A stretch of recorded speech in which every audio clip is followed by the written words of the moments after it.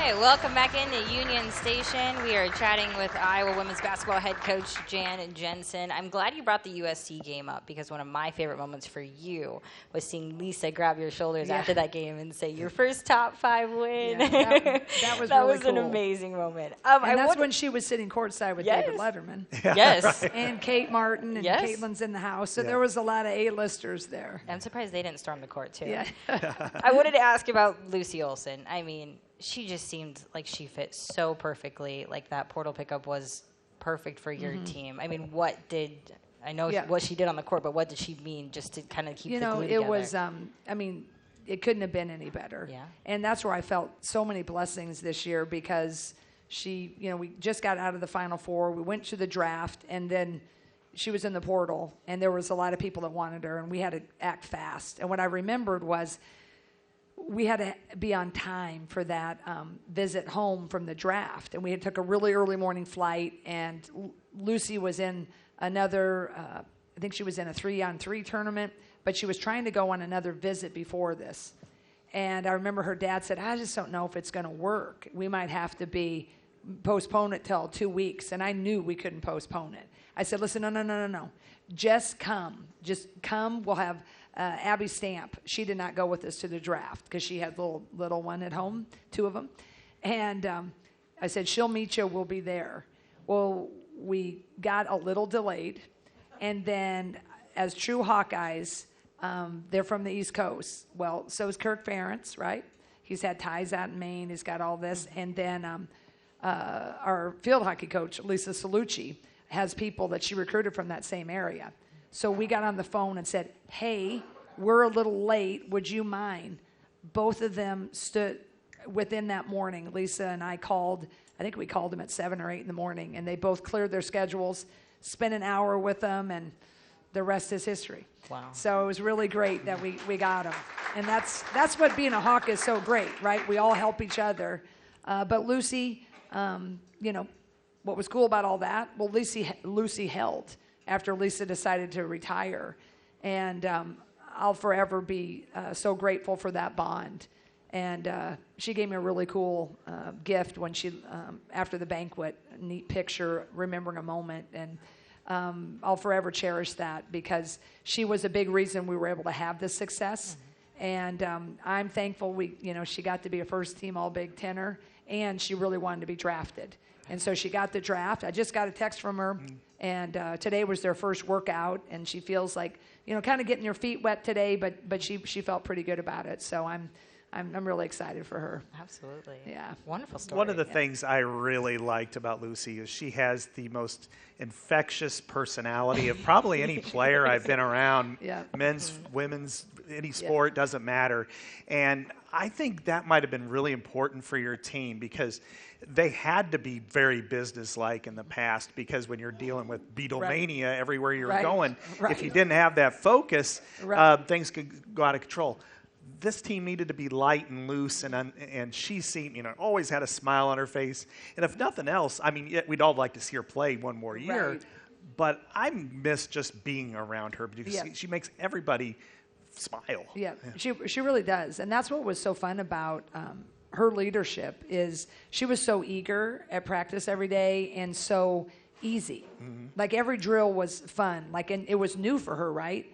But, she could just lift everybody up because she was having fun doing it. And I think that was another unsung part of her story, or unheralded, I should say, because it is fun to play someone who's loving everything. And what you saw is truly 98% of her. The tears after the games, or she didn't play well, she missed the free throw or whatever. Just wrecked her because she loved it so much. And if more kids played the game like Lucy Olson, boy, the game of basketball would be a really much better place for sure. I wanted to ask about your freshmen. You had that group of 5 come in. We kept talking about them for a while, and then they finally, towards the end of the season, really kind of started contributing in the way that, you had hoped and kind of the way that you hoped these next few years as well. What is it about that group that just had you so much, that made you have confidence in them? Well, they were all pretty highly decorated coming in. Ava Hayden was one of the best post players in the country, and she came from Oregon. Taylor Strimlow and Tegan Mullaney came from Madison. They both played on the two top AAU programs in the Under Armour circuit and the Nike circuit. And then we had Aaliyah Guyton, who was really very good. She played on a high team out of the Chicagoland area.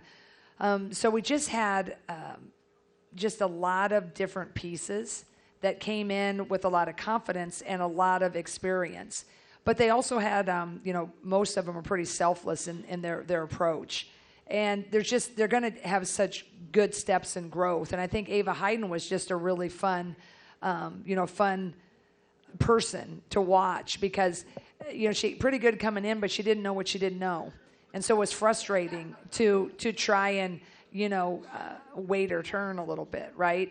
But when she really got in that gym and locked in, she really, really took those steps. And at the end of the season, she showed all that promise. And I think that adversity that she faced, because Addie O'Grady, what was great about her, she wasn't going to just give that up, right? She was battling every day, and they both gave you a little different look, offensive consistency to defensive. It was just always a really good battle. So I think that was really fun growth to see. And Kelly Levine, a local Solon, Iowa kid, that was definitely a year for her to really adjust and be a totally different role. But man, the voice she had, the practice that she showed, in practice, like we have a male practice squad, but when she kind of knew on the depth chart that it probably wasn't going to happen this year, she came in and said, "Can I be on the male practice squad?" I don't know how many times kids have really come in and said that, right? And so she would practice with them just to get better, helping us. So that's what makes that class pretty awesome. And the kids from Madison, Tegan and Taylor, just relentless workers. And Taylor Strimlow will be a tremendous captain. You talk about fun. You talk about getting it. I mean, she reads my mind, what we need to help in recruiting. If she sees someone's down, she has a lot of Kate Martin vision to her. And I'm really hoping for a really big summer for her. But they're just really great kids. I mean, the whole team, what I'm always so proud of is all these young girls and boys that look up to them. They're just such great role models. And every single one of these kids are. And that freshman class is truly a special one.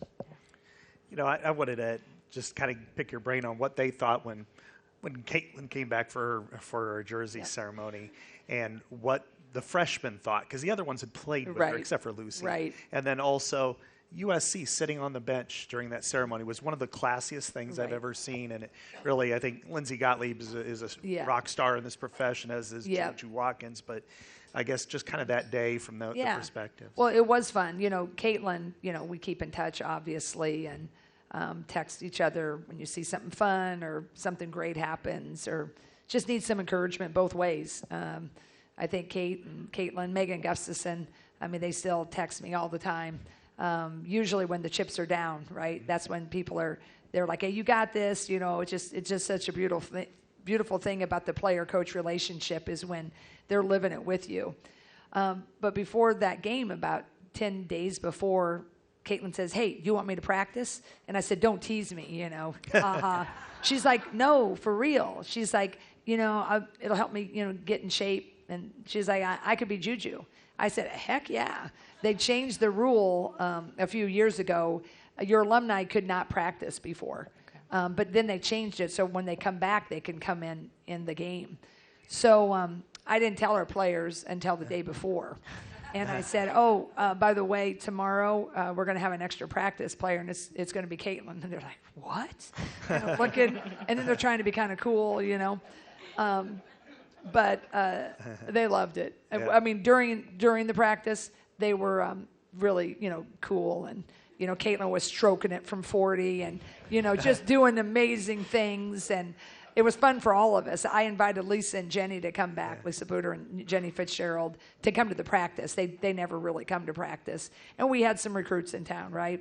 But there were different things that everybody had to stop what Caitlin did. Yeah. And, she did make a, She did do juju pretty well, but no one's Caitlin, right? Yeah. But it was really fun for Lucy Olson. Lucy told me afterwards, she's like, that was awesome. She's like, I was so nervous, but it was so awesome. So you forget, right? I mean, Caitlin is Caitlin, and it resonates. So that was really, really fun. All right, we're going to head to break. We'll be right back.